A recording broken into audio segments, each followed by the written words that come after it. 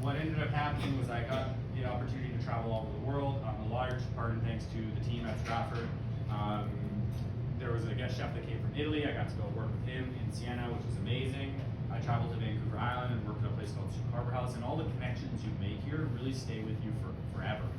And they open so many doors. So if you are on the newsletter, you come to the dinners, thank you from a graduate. This is like truly changed my life being in this school. So I do encourage you to keep doing those things.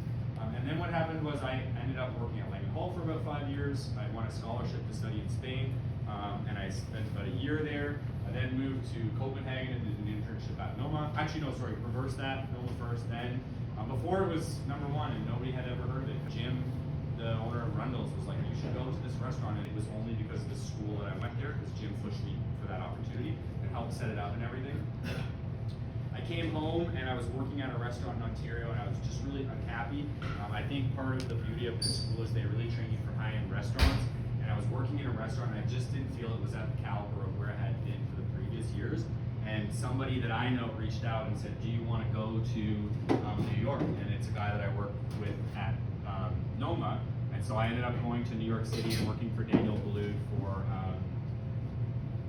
5 years, opened his restaurant in Toronto, kind of did the whole whirlwind, and then I started cooking for some celebrities, which turned into private chefing for a billionaire.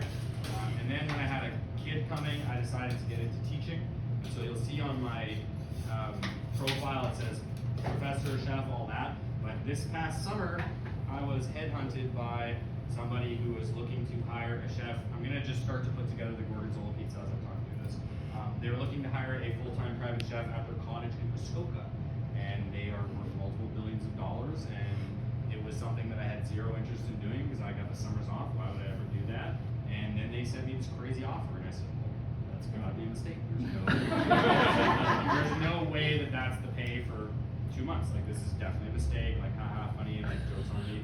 But it wasn't a mistake, and so I ended up taking the job. I moved my whole family to Muskoka, and it was very transactional. I just wanted to go in and do my job. I worked on a 10-acre private island. It was totally amazing.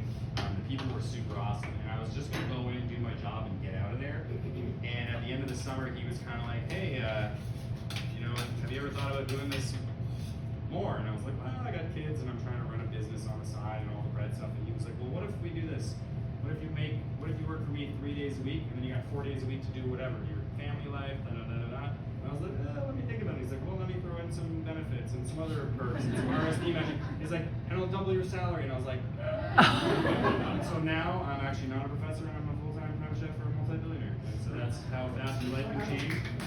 It all kind of comes through like connections I made at the school over the years, and like that building of that foundation, and it's just kind of a crazy